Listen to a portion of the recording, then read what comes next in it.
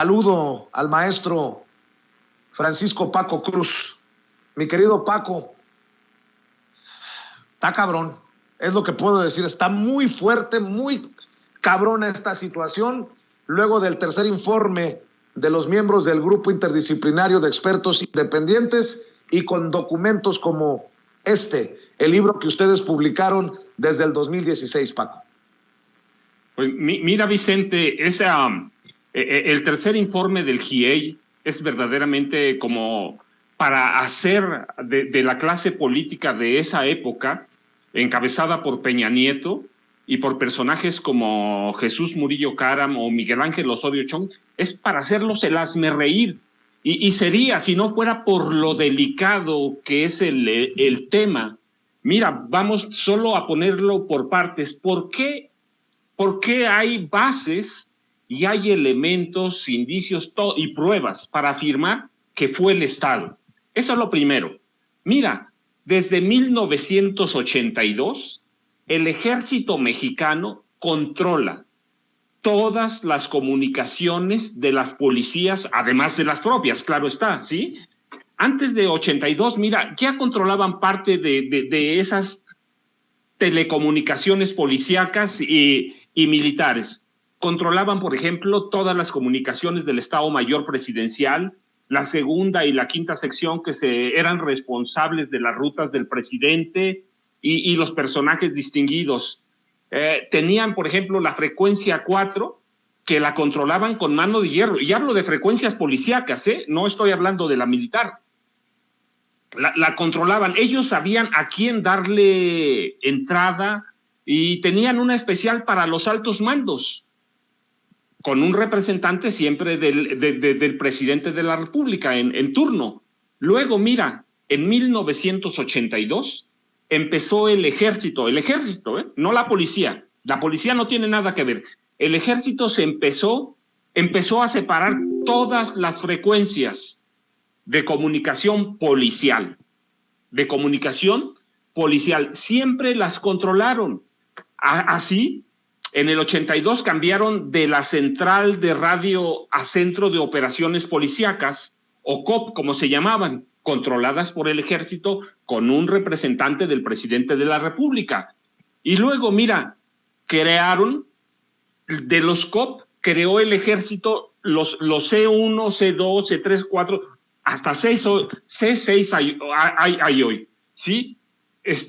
¿Qué controlan? Toda la inteligencia que se mueve en las principales ciudades de los estados. Ellos controlan todas lo que se mueve. Mira, son centros con la tecnología, centros de cómputo, calidad, comando y comunicación. En otras palabras, son los espías tecnológicos de las ciudades. Todas las cámaras que hay en las ciudades grandes, o C5, como se llaman ahora, C4, C5 y C6, todas las controla el ejército. Todas a partir de 1982. Entonces, el día que desaparecieron, primero que cercaron y luego que desaparecen a los estudiantes de Ayotzinapa, el libro, La guerra que nos ocultan, documenta con nombre y apellidos qué militares estaban en el C4 de Iguala. Y eso necesariamente primero lo tuvo que operar el mando del ejército, que era el capitán José Martínez Crespo. Él estaba a cargo de los grupos militares del 27 Batallón de Infantería que controlaban prácticamente a los estudiantes. ¿Y él quién es? Pues el capitán Martínez Crespo era parte de la inteligencia militar. Antes de llegar al 27 Batallón, él fue parte de la inteligencia militar que controlaban ¿desde dónde? Desde el campo militar número 1. Desde el campo militar número 1 necesariamente lo sabían. ¿Por qué? Porque tenían el control. Si apagaron las cámaras, si no funcionaba la mayoría, ellos son responsables. El ejército no recibe órdenes de nadie más que de su comandante supremo. ¿Y quién era su comandante supremo? Enrique Peña Nieto. Mira, el capitán José Martínez Crespo por mucho tiempo perteneció al agrupamiento especial de búsqueda de la policía militar. ¿Y qué hace ese agrupamiento, ese grupo especial? Busca guerrilleros, busca insurgentes, infiltra escuelas, infiltra movimientos sociales. Entonces, ellos tenían el control del C4 de Iguala, sabían lo que estaba pasando. Si lo apagaron, ellos son responsables, pero solo reciben órdenes ¿de quién? Del presidente y después del secretario de la Defensa Nacional. Cuando es un elemento o cuando es un tema tan grave como el de Ayotzinapa, inmediato lo sabe el presidente de la República. El capitán José Martínez Crespo era el responsable de entregar todos los partes militares a su superioridad. ¿Quién era? El responsable de la zona militar en el Chilpancingo, de ahí al secretario de la Defensa Nacional y al presidente de la República, inmediato, porque tienen toda la tecnología para hacerlo.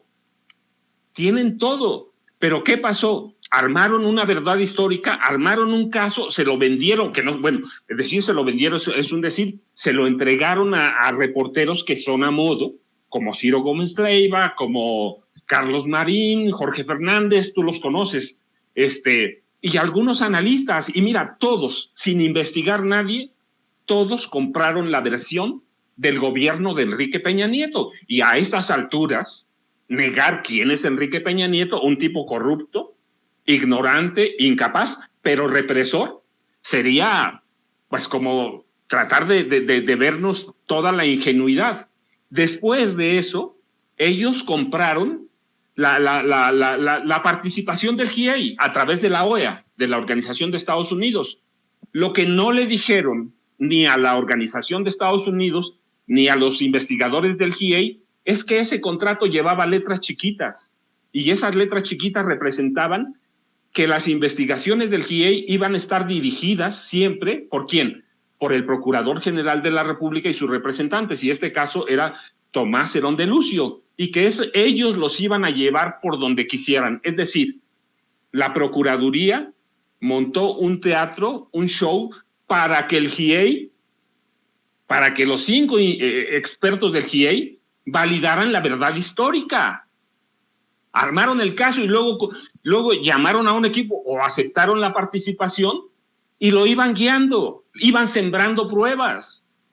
No importa, los $2 millones que le dieron al grupo para sus gastos, pues era para guiarles la investigación, para que nadie dijera nada. Ya después saldría poco a poco, con cuestiones que nunca investigaron aquellos periodistas, que hubo siembra de pruebas, tortura, secuestro, y luego empezaron a desaparecer los testigos, por muertes muy extrañas, pero empezaron a aparecer. Y luego aparecieron las hojas de las llamadas telefónicas de algunos estudiantes desaparecidos, como o asesinados, como el de Julio César Mondragón Fontes, en el campo militar número 1.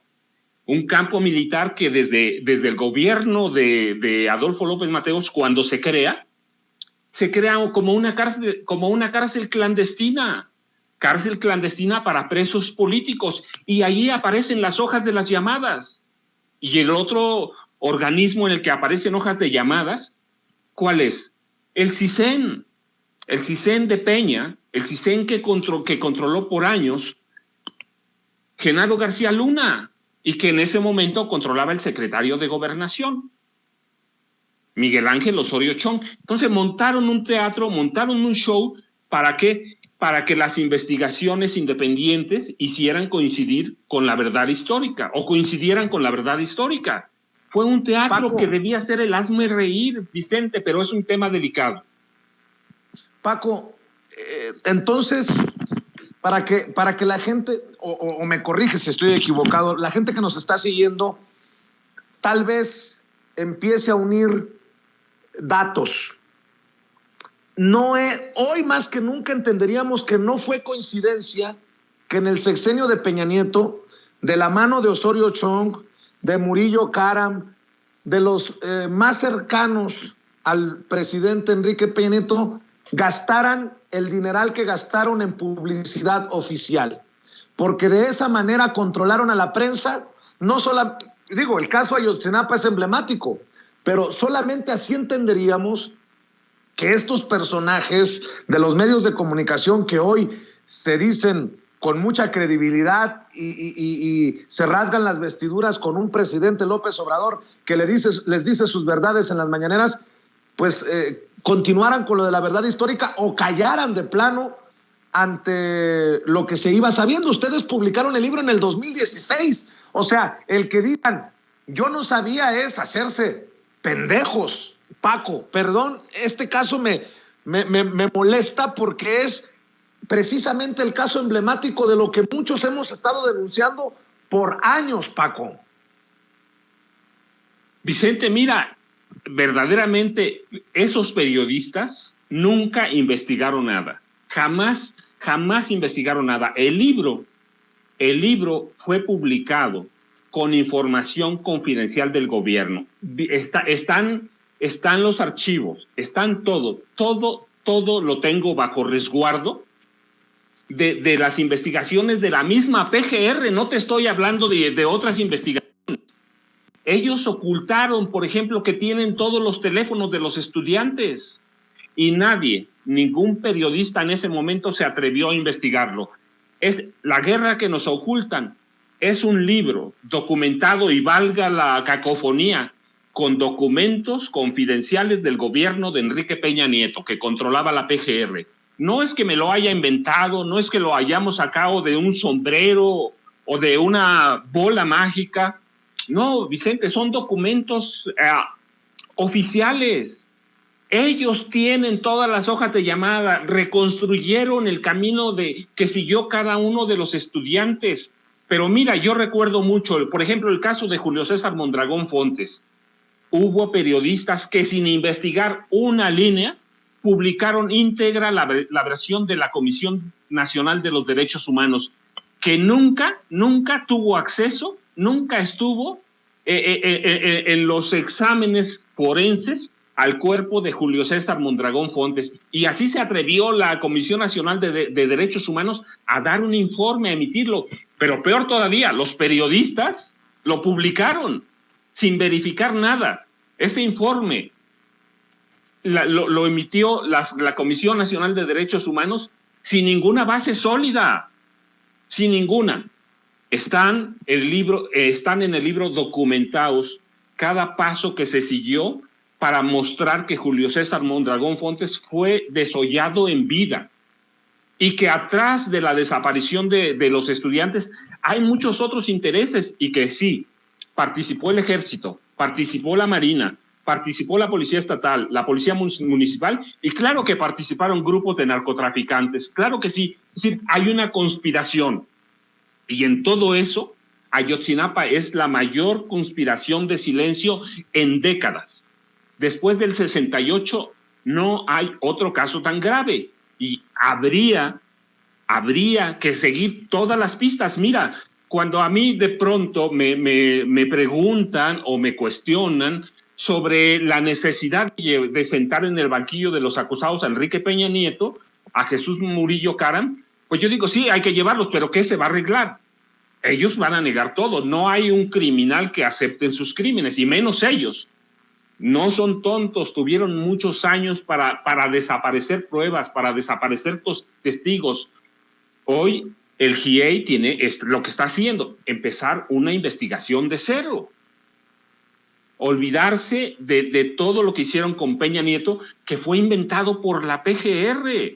Y sí, tienes tu razón, los periodistas que hicieron, pues toda la vida han estado comprados, hay que ver cuánto dinero recibían. Así que se fueron ¿con qué? Con lo que les dio el gobierno de Enrique Peña Nieto. Muchos de ellos, el caso de Ciro, pues es un elemento que empezó su carrera ¿con quién? Con Alfredo del Mazo González en el Estado de México. Él era uno de los titulares o de los directivos de televisión y radio mexiquense. Es un priista de toda la vida. ¿Y de dónde había salido antes de llegar a Radio Mexiquense? ¿Sí? De la Secretaría de Gobernación como analista. Entonces, ¿qué son? Pues muchos de ellos son priistas de toda la vida. Así que la investigación de Ayotzinapa es algo que todavía está pendiente. ¿Es complicado? Pues es todavía más complicado que al principio. ¿Por qué? porque sembraron pruebas, porque encubrieron, porque asesinaron, porque desaparecieron, pero se tiene que hacer. ¿Va a llevar tiempo? Sí. Es una pena, mira, por los papás de los 43. Yo soy huérfano, pero a veces me pongo a pensar qué pensarían mis padres si me desaparecen. Es una pena por los papás, pero hoy se está trabajando apenas se está trabajando en una forma independiente, sin la injerencia de la PGR, sin la injerencia de Jesús Murillo Caram, sin la injerencia de Tomás Herón, de Miguel Ángel Osorio Chong. ¿Y quiénes son estos personajes? Mira, ¿por qué ellos? Porque ellos armaron parte de las campañas sucias para que Enrique Peña Nieto llegara a la gubernatura del Estado de México y después a la presidencia de la República. Ellos formaron parte de aquellas campañas para ocultar, para tergiversar, para coordinar un fraude escandaloso para llevar a Enrique Peña Nieto a la presidencia.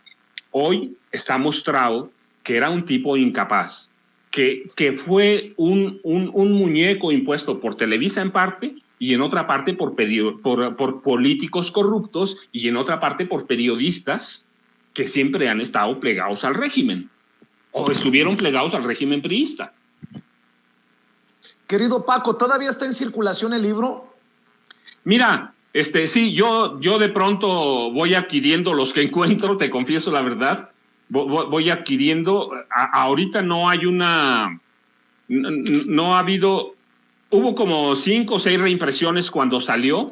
Ahora no ha habido, pues porque yo me metí en otros libros, y ahora estoy enclaustrado prácticamente hasta que entregue en el libro en el que estoy trabajando. Pero si entramos a algunas plataformas en internet, el libro se encuentra y es mucho más allá que, mira, solamente la desaparición de los 43. El libro documenta cómo, por ejemplo, mira, ¿por qué desaparecer a los normalistas? ¿Por qué armar una conspiración de silencio? Hay que ver qué es Guerrero. Hay que ver qué es Guerrero. Es uno de los estados más ricos. Mira, tiene oro. Y cerca de Ayotzinapa, no te estoy hablando lejos. Tiene oro, tiene plata, tiene titanio, tiene uranio. Y además tiene una historia del narcotráfico bien documentada a partir de Genaro García Luna. Y es un estado que siempre ha sido rebelde. Recuerda, parte de la guerra sucia de este país nace en Guerrero. Nace en Guerrero. La desaparición de estudiantes no se da primero en México. Es una versión muy centralista. Es real, pero es centralista. Antes de eso hubo desapariciones y asesinatos de estudiantes, por ejemplo, en Chilpancingo. Movimiento de estudiantes universitarios y desaparición de estudiantes universitarios con López Mateos. Pero son sexenios que no investigamos mucho. Entonces, es la desaparición de los 43, el asesinato de sus 3 compañeros, va mucho más allá de la verdad histórica de Jesús Murillo Caram. Va mucho más allá. Por eso quisieron manipular al GIEI, por eso quisieron guiar las investigaciones. Mira, ya estaba listo el programa para desaparecer la Normal de Ayotzinapa. Desaparecida la Normal, ¿qué iban a hacer? Se iban a abalanzar sobre el oro de los guerrerenses. Están de las mayores reservas de oro, por favor. Entonces, es mucho más allá. El libro es más que eso. El libro documenta cómo los gobiernos del PAN y del PRI fueron cediendo el control de Guerrero, por ejemplo, a las mineras. ¿Por qué? Pues porque es un estado rico.